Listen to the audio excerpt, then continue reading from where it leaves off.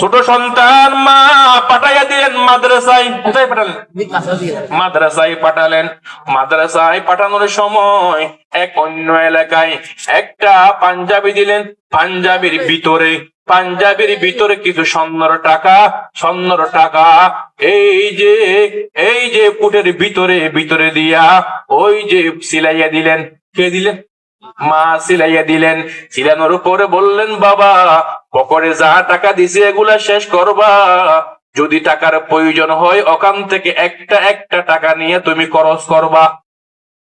আর সন্তান আমি মার কথা একটু মনে রাখিও, কোনদিন মিথ্যা কথা বলবা না, মিথ্যার আশ্রয় নিবা না, সত্য বলবা। as-sidqu yunji wal kizbu yuhlik।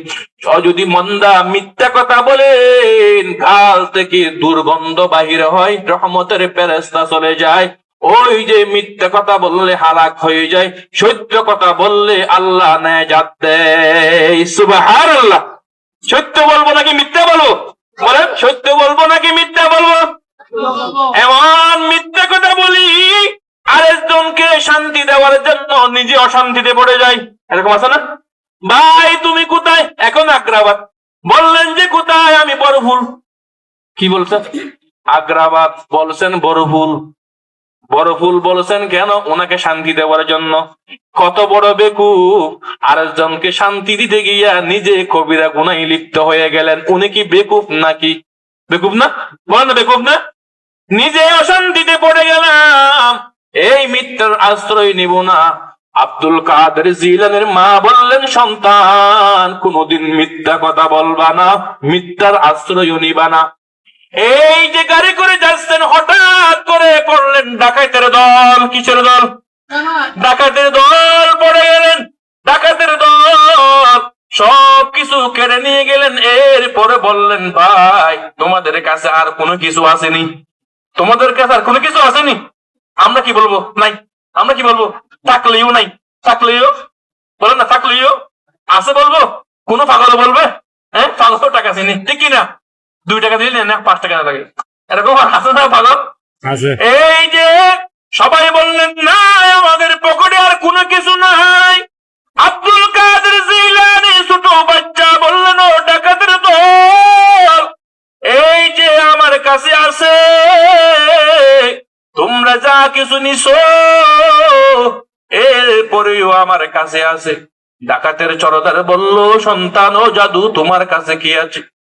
বললেন যে আমার এই যে কুটের ভিতরে 40টা স্বর্ণ মুদ্রা আছে। এই স্বর্ণ মুদ্রা আছে। আশ্চর্য হয়ে গেলেন। এরপর বললেন, বাবা তুমি ছোট মানুষ, আমরা তো কেউ তো বলে নাই কিছু আছে, তুমি কিছু আছে বললা কেন? তুমি কেউ তো বলে নাই, তুমি বললা কেন? আমরা তো তোমার কাছে কোনো কিছু আর যাচাই করতাম না, বাবা তুমি বললা কেন?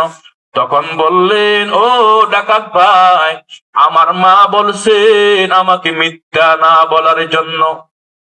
মিথ্যা না বলার জন্য বলছেন। এখন যদি আমি চুপ মানে বসে থাকি, মিথ্যাকে অন্তর্ভুক্ত হয়ে যাবেন, মিথ্যাকে প্রাধান্য দেওয়া হয়ে গেল। আর যদি না বলি তাহলে মিথ্যা, আর যদি নাই বলি তাহলে মিথ্যা হয়ে যাবে। যদি চুপ মারে থাকি তাহলে মিথ্যার অন্তর্ভুক্ত হয়ে যাবে। সেই জন্য আমার মা বলল, ও সন্তান কোনদিন মিথ্যা বলবা না। সেই জন্য আমি বলে দিলাম আমার কাছে 40টা স্বর্ণ মুদ্রা আছে। সুবহানাল্লাহ। এরপরে ডাকাতের দল যেন বুঝে মনে মনে তারে বুঝায় পারে অনেক, এই যে পরিবর্তনের মালিক আল্লাহ। ও বাবা, আপনি দাওয়াত দিবেন মানুষ পরিবর্তন হবে। আপনার আমার যদি চরিত্র ভালো হয়ে যায়, আপনার আমার যদি আমল দেখে আমল দেখাও দাওয়াত, এই দাওয়াত দেখেও মানুষ পরিবর্তন হয়। এই যে দেখেন সরমুনারে ময়দানে মানুষ সবাই সুন্নতি পরিবেশ, সেই জন্য কোন একটা নতুন মানুষ গেলেও আল্লাহ ওয়ালাদের সোহবত, তাদের তরিকা, তাদের আমল দেখেও পরিবর্তন হয়ে যায়, ঠিক কিনা? উনারা ভাবলেন কি হাই রে, এই ছোট বাচ্চা আল্লাহর নাফরমানি হয়ে যাবে, মার কথা আরো বাধ্য হয়ে যাবে। সেই জন্য যদি মিথ্যা না বলে সত্যটা বলে দে। আমরা যে আল্লাহ আমাকে বানাইলেন, আমাকে শক্তি দিলেন আল্লাহ, ওই আল্লাহর সাথে কত না নাফরমানি যে করেছি, আল্লাহ চাইলে তো ধরতে পারতো। ও বান্দা, নামাজ পড়ি না, আমল করি নাই, গুনার কাজে লিপ্ত হয়ে গেলাম। ও বাবা, বাঁচছো নাকি? আল্লাহ আপনার আমার এই গুনাহের কথা জানে না? না বাবা না, আল্লাহ সব কিছু জানে। আল্লাহ বলেন, বাবা ও বান্দা, আমি আল্লাহ ধরি না, ধরলে কিন্তু ছাড়ি না।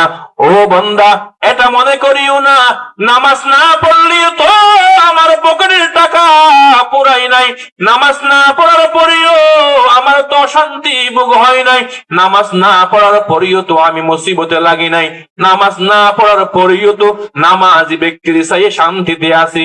ও আল্লাহর বান্দা, এটা বলিও না। যখন আল্লাহর পক্ষ থেকে মুসিবত চলে আসবে, আর কে বাঁচাবে? ঠিক না? এই যে ফেরাউনের কত বছর পরে, 40 বছর পর্যন্ত একটু মাথা ঘুরানিও উঠে নাই, মাথা ব্যথাও হয় নাই। যখন আল্লাহ ধরছেন, তখন ফেরাউন আর বাঁচতে পারছেননি। বলেন ও বাবা, সেই জন্য মনে করিও না আল্লাহ জানে না, আল্লাহ ধরবেন না। যদি আল্লাহ ধরেন, আর কেউ বাঁচাতে পারবে না। ওই ডাকাতের দলের ভিতরে আল্লাহ হেদায়েত দিয়ে দিলেন একজন ছোট সন্তানের সত্য কথার কারণে।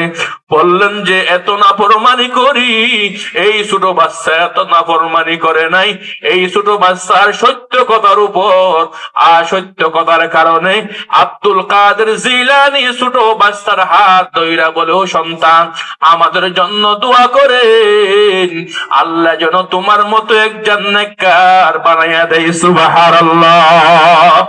আচ্ছা বলেন তো, এই সত্য কথা বলা, মিথ্যা ছাড়া, এটা কোথায় থেকে শিখলেন? বলেন কোথায় থেকে শিখলেন? বলেন, এটা কি মাদ্রাসায় নাকি মার কাছে? সেই জন্য মা ভালো, সন্তান ভালো। আল্লাহর নবী বলেন, আল মারআতুস সালিহা, নেককার বিবি হলো সব চাইতে বড় লাভ। সেই জন্য যদি ওই মেয়েকে, আপনার মেয়েকে যদি নেককার বানাতে চান, ওই যে মহিলা মাদ্রাসায় দেন, ওই মহিলা মাদ্রাসায় পড়ান, দ্বীনি শিক্ষা পড়ান। যখন দ্বীনের শিক্ষা দিবেন, তখন ওই দ্বীনের শিক্ষা কলবে আসার কারণে সব দিনদার হয়ে যাবে, নেককার হয়ে যাবে। সুবহানাল্লাহ। সেই জন্য